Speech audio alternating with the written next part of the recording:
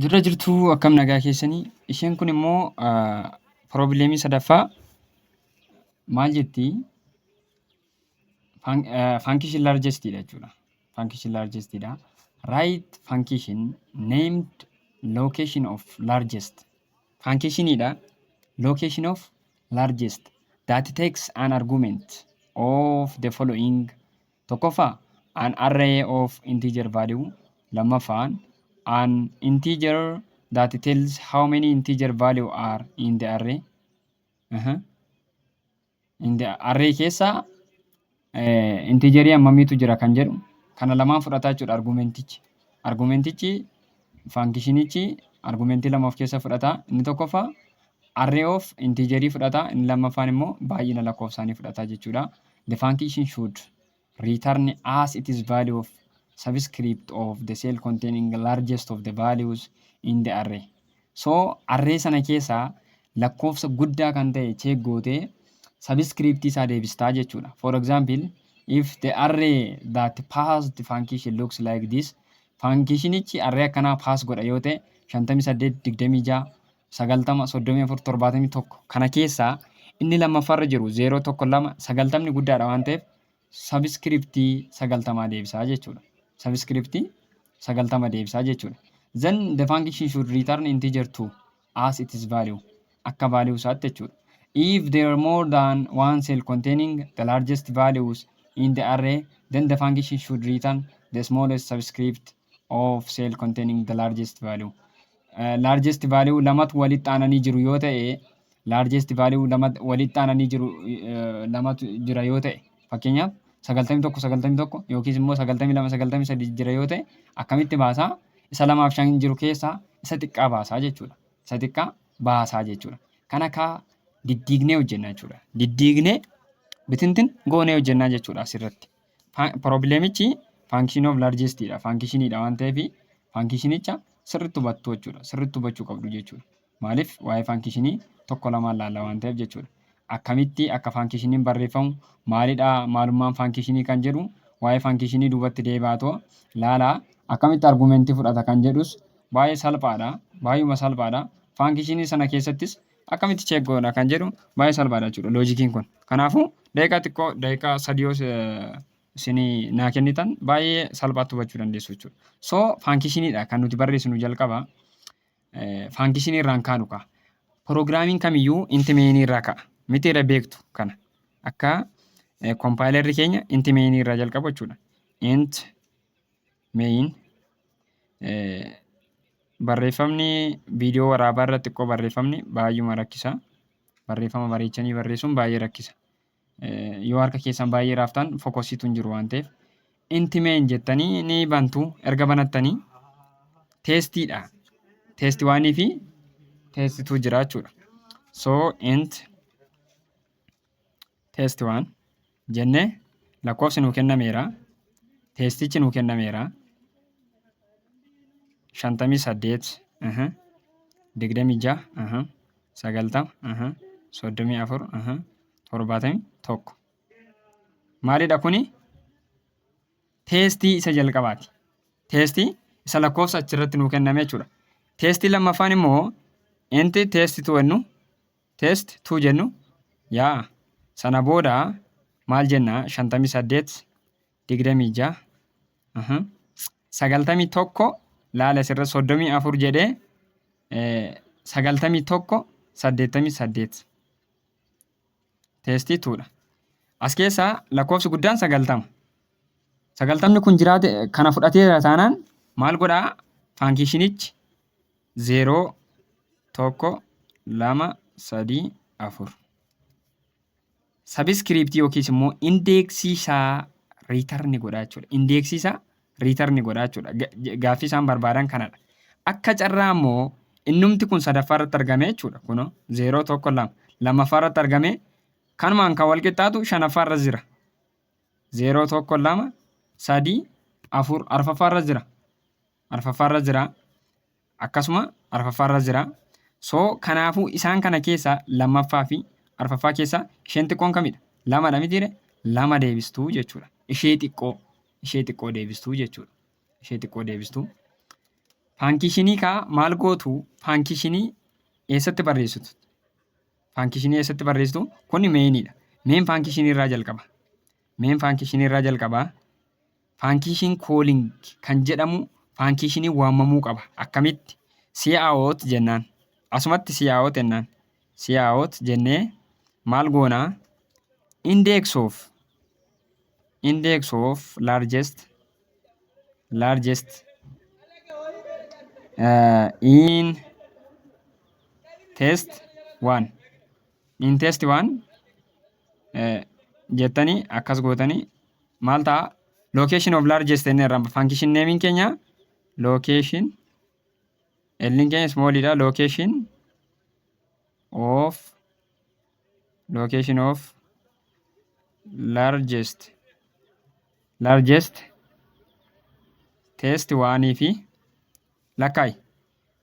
Argumentii lama fudhatanneerra. Argumentiin warra asitti paas goonu kanadha. Argumentii fi paaraameetirii garaagarummaa isaa hojjedheera.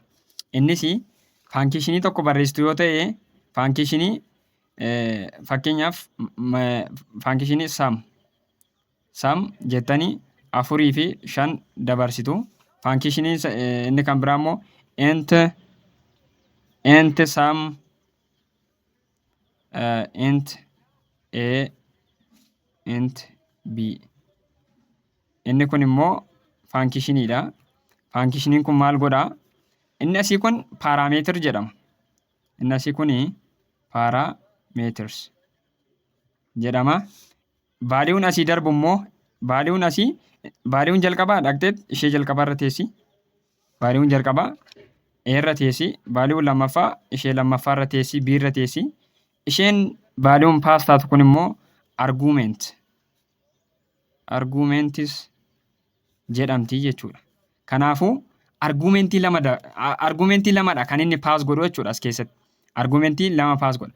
Tokkoffaa arree, lammaffaa baay'ina arree. Baay'ina lakkoofsa arree sana keessa jiru jechuudha. Baay'inni lakkoofsa kana keessa jiru fakkeenyaaf tokko, 2, 3, 4, 5. Kanaafuu 5dha jechuudha. Kanaaf 5 faankishinichi 5 fudhataa jechuudha. 5 fudhataa. Outputiin isaa maal ta'uu qaba? 2. Outputiin isaa 2 ta'uu qaba jechuudha. Eeshi lammaffaarratti maal jettu? Si'aawot yoo akkasitti yoo kennes jedhe kaa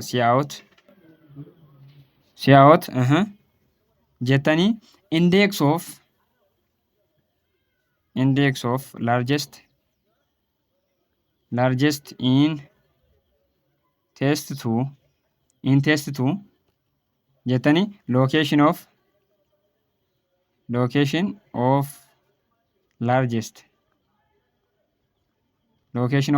faankishinii kool gochaa jirtu cuftuutti gootanii test 2 7 or 6 jahadha. 1 2 3 4 5 6 jahadha jechuudha. 6 paas gootanii jettanii endil jechuu dandeessu. End line jechuu dandeessu. Outputiin keessan meeqa ta'a? 2 ta'a jechuudha. 2 ta'a. Kun cuftuu gootu. Kun inti meenii keessatti waan barreessitanidha. Faankishiniin kool kan inni ta'u inti meenii keessatti jechuudha. Because meen faankishinii keessatti kan inni kool ta'u faankishiniin sana booda maal goonaa? Faankishinii keenya barreessina. Amma asitti loojikiin jiru jechuudha. Faankishinii keenya barreessina. Faankishiniin maal qaba? Wantoota 3 qaba. Return taayippii qaba jechuudha. Taayippii qaba. Taayippiin isaa intiidha. Intiijeriidha jedhee dubbateera achirratti. Sana booda maqaan isaa location of largest. Location of largest waan 2 fudhata. Int arree fudhata. Arree int maal fudhata? Intiijerii saayizii isaa. Saayiz kan jedhu fudhata. Diikiliir goonee asumatti initialize goonaa jechuudha. So jalqaba irratti start with first element as a largest. Mee jettanii yoo hin kaane ta'e rakkoodha jechuudha. Mee jettanii hin kaane yoo ta'e rakkoodha jechuudha. Kanaafuu start as the first element as a largest akka largest ta'etti kaatu. Innis maal gootu the first elementiin keessan int max index equals to 0 osoo jenne maal ta'a? Sana booda kuni inni jalqabaa kuni indeksii 0 dha mitiire? Max indeksiidha osoo jennee kaane. So iterate ta'uu qaba jechuudha. Iterate ta'uu qaba. Maalirratti? Iterate ta'ee barbaaduu qaba. Maalidha amma nuti jennee 58 kuni 58 irra kan jiru kuni max elementiidha jenne. Max elementiidha jenne. So false. Kana false gochuudhaaf jalqaba maxiidha jennee kaane maxiidha eeyyee. Maxii yoo ta'e akkasumatti ta'a jechuudha warra kaaniin compare goone. Yoo hin taane ta'e isa maxii I jirutti jijjiirraa jechuudha. Kanaafuu asirratti hubannoo guddaa godhachuu qabdu. Inni jalqabaa kun maxiidha jennee kaaneerra yookiis immoo maximum indexiidha. Indexiin kuni start with first element as a largest. First elementiin kun akka largest ta'etti 0 fuunee max index irra kaawwanne kunoo. 0 fuunee max index irra kaawwanneerra jechuudha. Eshi for jenna. For loopii fayyadamna. Baay'ee mijataa kan ta'e for loopidha waan ta'eef int I is equals to 1 I less than size. I less than size dha. Haga size isaa deema waan ta'eef jechuudha. I less than size I plus I keenya ni dabala jechuudha. So as keessatti ka maal goona if fayyadamna. If maal array of I greater than arrayn immoo isa fudhateedha. Tokkoon kan inni arrayn pass ta'u argumentiin array gara parameetiriitti tokkoon loopiidhaan kan inni darbu waan ta'eef array of what? Max index. Array of max index yoo caale. Kana jechuun maal jechuudha? Array of I keenya variableidha. 0 dhaa kaasee haga 4tti kan jirudha jechuudha.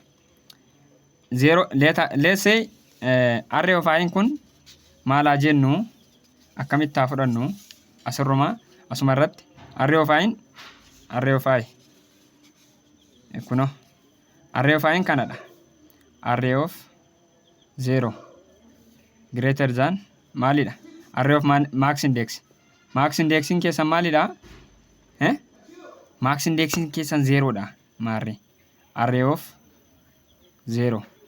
Array 58 greater than 58 iti jedhe. 58 greater than 58 iti. Soba. Mitiire? 58 greater than 58 miti. Kanaafuu maal ta'uu qaba? Max indexii keessan gara itti update gochuu qabdu. I'n keessan dabalaa deema waan ta'eef jechuudha.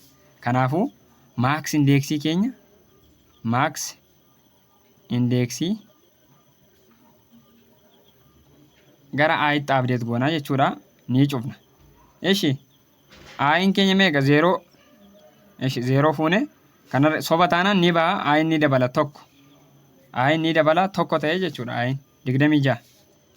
I'n tokkorra kan jiru 26 dha. So 26 greater than I'n keenya meeqadha? Tokkodha. Max indexing keenya 0 dha. 26 greater than 58 iti jedhe. Sobadha. Deemee ni argata. Fakkeenyaaf asirrattan isinii fudha. Fakkeenya sirrii asirrattan isinii fudhadha. Maal godha? Jalqaba irratti array of 0 kunoo 58 greater than 58 iti jedhe. Soba. I update godhi. Ol bahee I update godhaa jechuudha. Jalqaba odoo maaliin godhiin asitti asitti I update godha ol deebi'ee. Kana hin seenuu jechuudha. Kuni kan inni seenu biraaketii kana kan inni seenu yoo kun dhugaa ta'edha waan ta'eef jechuudha. Biraaketii kana seenee kan inni kana update godhu yoo kun dhugaa ta'e qofadha. So 58 greater than 58 soba. Sana booda maal gootaree I update goota. I update godhe meeqa ta'e I keenya tokko ta'e. Tokko gaafa ta'u 26 ta'e. 26tti dhufe jechuudha. 26 greater than 58 soba hin taane ammas maal godhere ammas ol deebi'eet I update godhe. I'n gara 2tti dhufeera. 2 irra gaafa ga'u 90dha. 90 greater than 58 jedhe. Eeyyee dhugaadha. Dhugaa taanaan ni seena. I meeqa 2dha. 2 fuudhii maaks indeeksii irra kaa'i. 2 fuudhee maaks indeeksii irra kaa'e jechuudha. Sana booda 2 fuudhe hundisaayyuu dhugaadha taanaan ni seenaa. Dhabeera taanaan akkasumatti ta'a jechuudha. Ishii 90 jenneerra mee. 90 jenneerra. Nakistii maal godhee I'n maaks indeeksiin keenya 2dha. 2 jechuun meeqa jechuudha? 2 irra jira jechuudha. Ishii array of meeqa ta'a? Array of 2 greater than array of 3 greater than array of 2. Kana jechuun 34 greater than 90ti. Sobadha. 34 greater than 90ti sobadha. Kanarra sobaa 2 return ta'uu qabaa jechuudha sana booda. Sana booda erga cuftuu kana keessanii return maal 2 lakkoofsa 2 maalirra jirti? Max index irra jirti jechuudha jechuudha. 2 max index irra sababa jirtuuf return gootu fankishinii keessan akkasitti cuftu. Inti meeniin kanaa gaditti jechuudha kan inni barreeffame. Inti meeniin kanaa gaditti jechuudha jechuudha. Kanaafuu inti meenii keessan asitti erga barreeffattanii booda isteeppiin ani barreesse kanaan faankishinii keessan asitti solvi gootuu jechuudha. Output isaa odoo dhiiftanii faankishinuma kana qofaa barreessitaniyyuu barsiisaan isiniif kennaa jechuudha. Kana fakkaatti qubeen dachaa keessattuu chaan jedhee. Kanaafuu irra deebi'aa practice godhaa. Sirrumatti practice godhaa. Wanti hunduu practiceedhaan kan inni dhufu. Namni hunduu practiceuma wal caala, consistency wal caala. So practice makes you perfect akka jedhamu practice godhaa. Yaada keessan koomentii jalatti drop godhaa jechuudha. Yaada keessan koomentii jala kaa galatooma.